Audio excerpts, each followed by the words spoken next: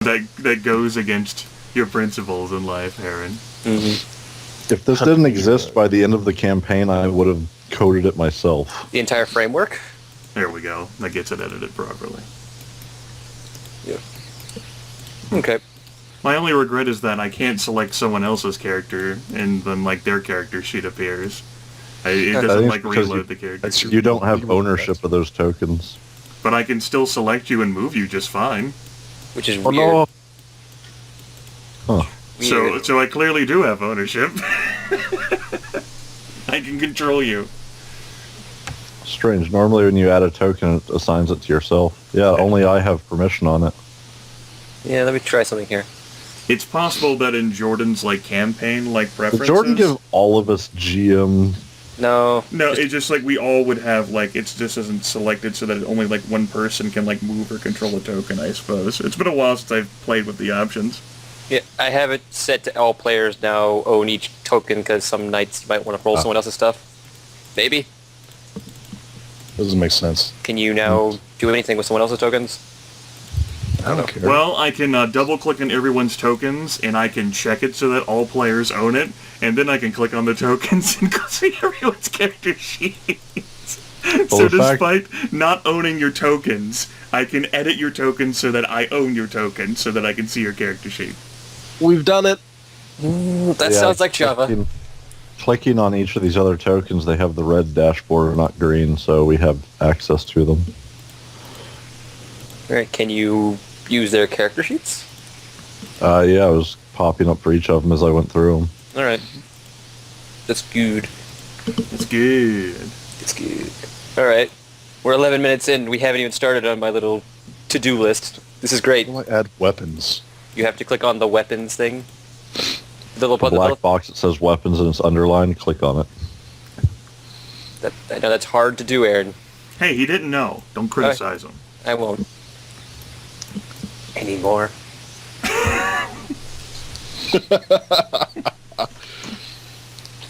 It's really hard for me not to criticize Aaron. It's right there in... It's okay, none of us expected you to stop. Alright. Let's actually get down to brass tacks. So should I, split my obligation? You can. Or just put, your number in there. Or just the total? That's what everyone else did. The obligation thing there, say, listing your career is more like a convenience for, anyone who wants to click on it. The primary, value of it is assessed in quickly changing your wound count, your strain count, immediately assessing your soak value as well as your defenses, and making rolls so that you don't have to constantly flip back to a sheet. And say if you walk away, another player can make a roll for your token without needing to have your character sheet. It's more for a convenience purpose. Okay.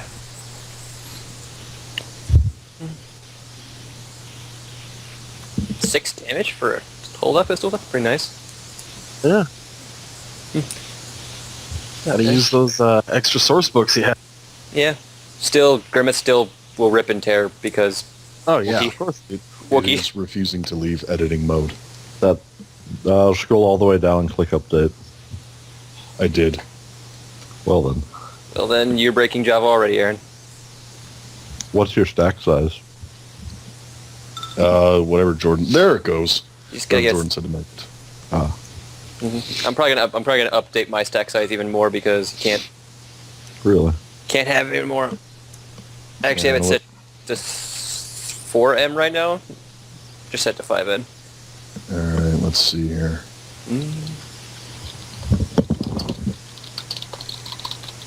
Yes. Let's see here, Aaron. What do you have for us, Jordan? Anyways, the first thing on my list is I sort of understand everyone's backstories, but I think I do anyways. I would like everyone else to sort of get an idea of what everyone else's backstories are and sort of know where everyone stands, what they're good at, what they're playing, and, that sort of thing. Because we had this, I'm going to use the word argument, even though... Agreement. It was an angry... No, it was not an agreement. There was nothing. There was two people disagreeing, and then stuff happened. Anyways, I just like everyone to say where they're. Use your words, Jordan. to say what their character is and where they stand. I love this. You're channeling me. This is great. Now you too can experience yourself. Wait, no. Yes, Comes with being on the spot. I Yeah. know. Let's see here. My character is Jafan Milanu, known as Rakcharr. He's a Wookiee hired gun with the Marauder idea in mind. Doesn't know anything about his Wookiee culture or heritage. He was born on a backwater planet called Molivar, which is on the hyperspace trade lane between Tatooine and Hutt space. And it's pretty close to Tatooine. I do believe that's where Jabba the Hutt had himself based, and that's where the Mos Eisley spaceport is. That's where Episode 4 New Hope breaks up. I'm not too versed on Star Wars lore. I think that's it, though. Yeah. Anyway, my character, he is an orphan. He was raised by humans. He doesn't know how he ended up on the planet, and his parents were too simple, except to give him explanations. He basically communicated with his family through a protocol droid there, since Shriwook, that's the only language he can speak. His vocal cords aren't capable of speaking anything else. So yeah, he just lived a simple life. Gamorrean mercenaries passing through from Tatooine to Hutt space picked him up, carted him off to Hutt space, along with his family. He was sold as a slave. He fought in some shady gladiatory arenas as a shockboxer, which is a term in Star Wars, and basically it's just boxing with shock gloves on. Super shock gloves. He ended up getting on the bad side of that Hutt whenever he escaped from slavery by killing that Hutt's child, as well as that Hutt's guards, and basically made a fool out of the Hutt in question. And so my character Rakcharr has a bounty on his head. He likes to stay away from Nar Shaddaa, really Hutt space in general. It seems like a great idea to stay away from. And he's been carousing through the galaxy for the past 2.5 years, trying to pick up odd jobs, trying to survive, and with his ultimate goal in mind of finding a way to bring down the crime lord hunting him. Because now all of his family's dead, because the crime lord in question already pulled those chips off the table. So it's basically just him and the crime lord, and all of the bounty hunters and people who owe this crime lord favors. Fittingly enough, my character doesn't have much in the way of skills. He was raised in an extremely poor setting, and whenever he was enslaved to fight in an arena, he didn't have the opportunity to study and learn wonderful things about the galaxy. He's quite a simpleton. That doesn't mean he's stupid, he's just ignorant about a lot, including his own cultural heritage. He doesn't know that he's supposed to hate Trandoshans. He doesn't know that he's not supposed to use his claws in certain situations. You know, and if he meets a Wookiee and attempts to communicate through Shriwook, it's going to be a protocol droid taught him how to use it, so it's not going to have the proper inflection at all. There you have it. Broken Shriwook. I think your token got broken, though, by Aaron, Grimith. Seriously? You Yeah, 'cause- fucking turned it into J3PO? What the fuck are you doing with me? Aaron, Jesus fucking Christ, man. Well, you can't have nice things. I just look at Jabba and it shatters. Alright, let me fucking fix this. God. Yeah. So you have a Wookiee. You have the least Wookiee ever. Kidding me? Just cool enough for me. That's it. I'm now not gonna give Aaron permission to fucking, control my token. Good choice. I think That's that's okay, gonna be. we can do it anyway. Damn it, you're right. Son of a bitch. All right. Well, that's Rakcharr. Who wants to go next?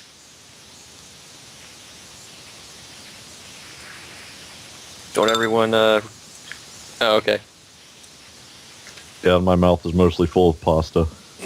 Pasta. Someone's dying. Yes, And, it's... yeah, I guess it is. All right, so J3PO is a droid built out of mostly protocol droid parts by a crime syndicate mostly focused around stealth, slicing, stealing things, blackmail, that sort of stuff. You know, pretty standard things. They're relatively small, but use droids as a force multiplier and muscle. J3PO started his life as a protocol droid chassis reprogrammed to be an assassin droid with a restraining bolt sent to kill high-priority targets, play Overwatch on thievery missions, that sort of thing. During one mission, his restraining bolt got damaged, and so he took the opportunity to shoot his way out and leave all those motherfuckers behind. He's wanted by them, wanted by the police to a lesser extent, because, you know, murder droid. And has since fallen into a gang of ill repute, or whatever these nerds are. I thought you did something with Chris's character. Yeah. Yes, we did. All right. I guess that's going to be explained by Chris. Sure. Basically, Lissa Vox started out life as a middle-class person working for Rendili Star Drive. Unfortunately, she started working for them after they didn't get many contracts. They still got enough to scrape by, but the workers not so well paid. So over time, she eventually ended up, along with her brother, working with a group of smugglers that went through the local checkpoint. And following after a couple of years, ended up joining up with them. Unfortunately, within the first year or so of being a smuggler in this situation, she and her brother, along with the small crew that they had, got caught moving some rather sensitive technological pieces through the checkpoint. And while they were being detained, she had pocketed one of the items they were smuggling, a personal stealth field, used it, popped back into the starship, flew out of the checkpoint, effectively stealing both Rendili's ship and stranding her brother there through await prosecution. After a series of very unfortunate events, the starship ended up crashed, and she ended up having to get away from the bounty that was put on her, as well as, well, just guilt in general, which is when she ran into Threepio at the end of his blaster. Yep. Jay was... He took a lot of damage getting away from, his murder fest. Well, shooting his way to freedom, let's call it. Freedom, yes. Droid rights and all that. Something that Lissa would have assured him she is very much in favor of, especially with the blaster nearby. Using her skills as a technician... as a mechanic and technician, outlaw tech, she made a good show of fixing him up. Even at one point reattaching said blaster to the droid since, well, he wasn't directly shooting at him, actively. And later he repaid the favor by doing one of those, "You go on! I'll come ahead!" Moments where he sacrificed himself to secure her escape from Pick, a group trying to kill them. Yeah.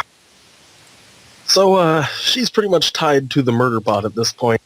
Because, well, why not be near a murder bot that isn't actively trying to kill you?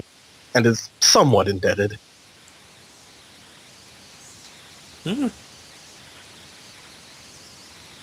So just remember, Aaron, your character's from Rendili, correct? Yep. All right. Well, not from Rendili, but that's where he went rogue, probably. All right. I'm definitely maybe going to have something going on there. Yeah. I'm so concrete about that. Lissa's brother, by the time of the start of the session, would have gotten out of custody through some means. Okay, that was going to be the one question. How long ago did you two meet up? I was going to say at least a couple of years. Sure. All right. Makes sense to me. And then the guy stuffing his face with pasta. No, the pasta's done. Stuffing his face He with went face. back for pasta. Stuffing my face with rum and Coke at this point. Oh. So, Laana Soul, Togruta chick, whatever. Born and raised on Sheely with her family. pretty basic, tribal hunting type crap there. Wasn't really her thing though, but yeah. Anyway, some years later, some of the tribe members from her village and surrounding ones they got this idea in their head to go off and kind of prove themselves as master hunters when they were propositioned with an offer to head over to Borlier or Borleas or however it's pronounced to help Alderaan Biotics deal with a bunch of bullshit in the jungles. So they went over there and, being tribally inclined type people, they got kind of fucked on the contract and they were held for several years. More than expected, basically cleaning up everything. It was actually during this time when Laana was picked up, or recruited rather, by Imperial Intelligence. Being a very talky, socialite type person, they wanted her to do kind of like the spy and infiltration type work for them, and being as boring as everything had been, and she was kind of excited by the prospect, she accepted and worked with them for a few years before she started to piece things together that she was force sensitive and this was a terrible place for her to be, based on stories that she had heard of people just kind of ceasing to exist. She made a run for it with some friends, I guess you'd say, she'd met in the shadier side of life doing what she does. Except, they all got kind of, a while later, maybe a year or so, they kind of had a misfortune with meeting up with an agent that was after her. And they didn't make it. She did. And, she's been kind of hiding out with, it's actually a Jedi who had been in exile for about the last 2 years or so. Although they went missing a year ago. So. How'd she find the exiled Jedi? She rather, actually found Laana, and it was just happenstance that they were a passenger on the ship as well when said agent decided to overthrow the crew and try to capture or kill Laana. The Jedi kind of assumed that the agent was there after them instead and intervened.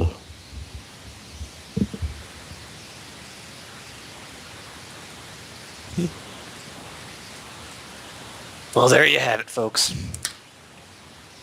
So since, basically trying to...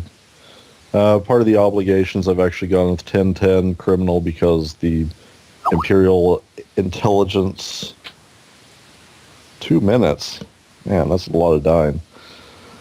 Imperial Intelligence is actually trying to track her down to cover up their mistake. I don't know whether they suspect her of being force sensitive or not. I'm kind of leaving that up to Jordan, but they know for a fact that she basically went AWOL, and they believe that she's like a rebel double agent, even though that wasn't the case. And another 10 obligation for responsibility because trying to track down her mentor.